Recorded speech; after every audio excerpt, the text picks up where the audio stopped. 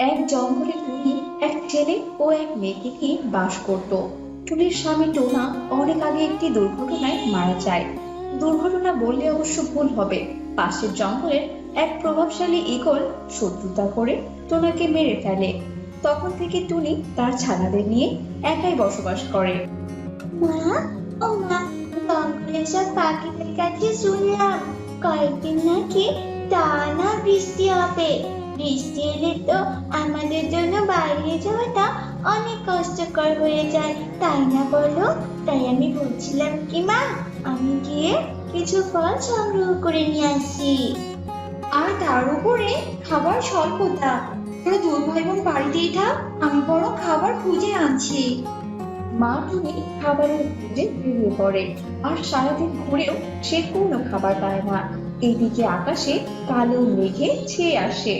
টুনি জলদি করে বাড়িতে ফিরে আসতে ধরে, আর পথে দুটো ফল পেয়ে যায়।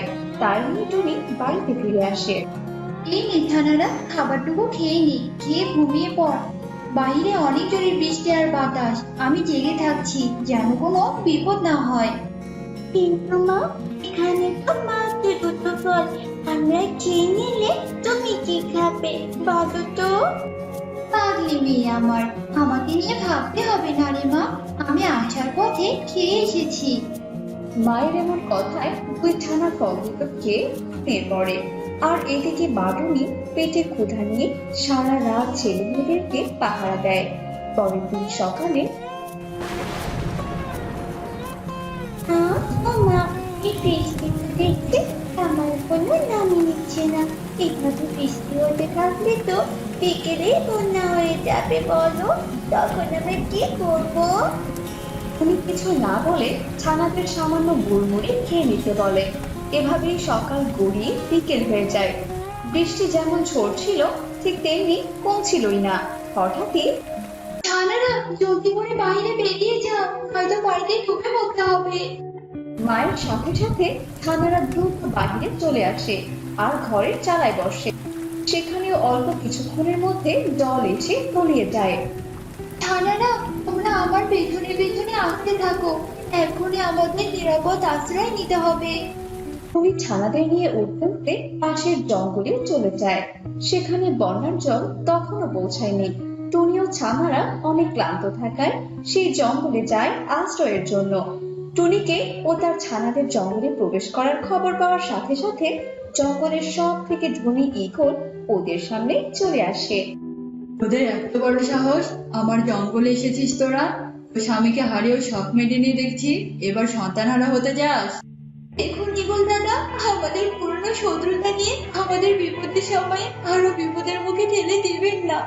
এই বন্যার সময় নিরাপদ আশ্রয় না পেলে যে, আমাদেরকে আশ্রয় না দিলে যে আমরা সবাই মরেই যাব। তোরা মরে গেলে কি আর বেঁচে থাকলেই বাকি? তোরা কি এবার আমার সৈন্যদের হাতে মরতে চাস, নাকি এখান থেকে চলে যেতে চাস বলতো? টুনি সেখানে আর কোনো কথা না বলে উড়ে গিয়ে একটি গাছের ডালে বসে।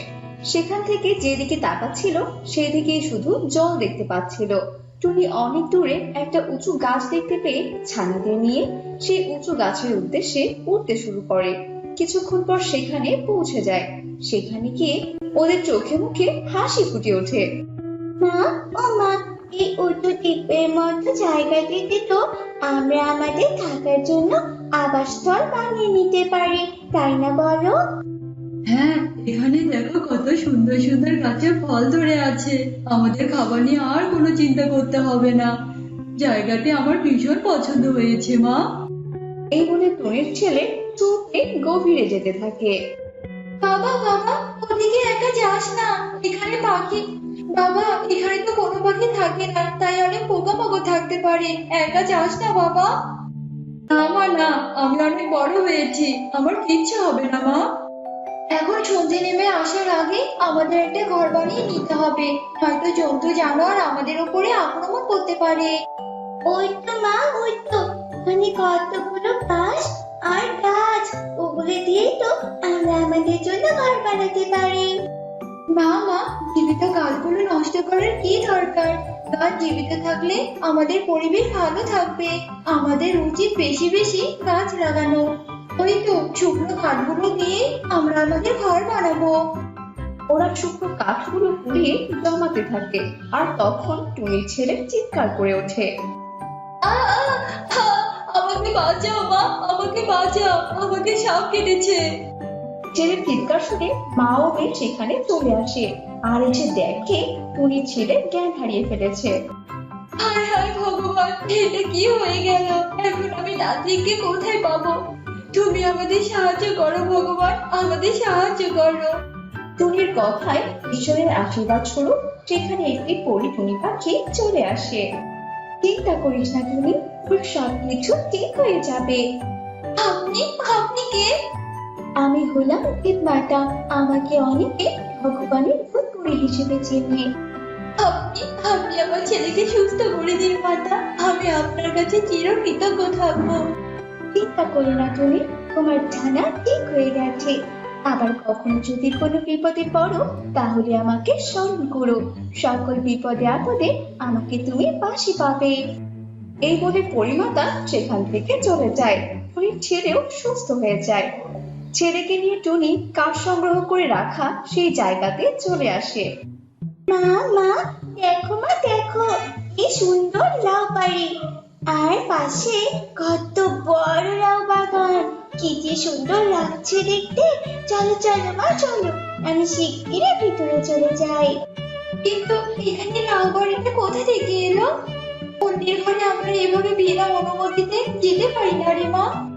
বোনের ঘর তুমি কেন বলছো গো? এই লাউ বাড়ি তো পরিমাতার দেয়া আশীর্বাদ। তোমরা বিপদে ছেলে দেখে তোমাদের সাহায্য করেছেন পরিমাতা। আজ থেকে তোমরা আমার লাউ বাড়িতেই থাকতে পারো। ওরা লাউ ঘরের কথা মতো সেখানেই বসবাস করতে শুরু করে। সেখানকার লাউ বাগানের লাউ লোকালয়ে এসে বিক্রি করে এবং অসহায় বন্যার্থদের সাহায্য করে। একদিন সকালে বন্যার জল থেকে বাঁচতে ইগল তার স্ত্রীকে নিয়ে টুনির দ্বীপে চলে আসে। আমাদের সাহায্য করুন, দয়া করে বাহিরে আসুন। ইগলের এমন ডাক শুনে টুনি বেরিয়ে আসে। ইগল টুনিকে দেখে কিছু বলার ভাষায় খুঁজে পাচ্ছিল না, তাই সে চুপচাপ সেখান থেকে চলে যাচ্ছিল। আসুন, আপনারা কোথায় যাচ্ছেন? এই বন্যায় আমি আপনাদের বিপদে ফেলতে পারি না। আসুন, আপনারা ঘরে আসুন। টুনি ওদের দুজনকে তাদের জাদুর লাউ বাড়িতে প্রবেশ করতে বলে। যখনই ইগল ও ইগলি লাউ বাড়িতে প্রবেশ করতে যাবে ঠিক তখনই ওরা ছিটকে দূরে চলে যায়। আমার ঘর পবিত্র। এই ঘরে শুধু তারাই প্রবেশ করতে পারবে যাদের মন অনেক সুন্দর আর পবিত্র। খারাপ কুৎসিত মনের কেউই এই ঘরে প্রবেশ করতে পারবে না। চলে যাও, চলে যাও এখান থেকে তোমরা। লাউ বাড়ির এমন কথা শুনে ইগল চলে যায়। আর কিছু যেন তার বলার ছিল না, কেননা সে তার ক্ষমতার বলে জঙ্গলের সব পাখিদের সাথে খারাপ ব্যবহার করত। টুনির ইচ্ছে থাকা সত্ত্বেও সে ইগলকে সাহায্য করতে পারল না।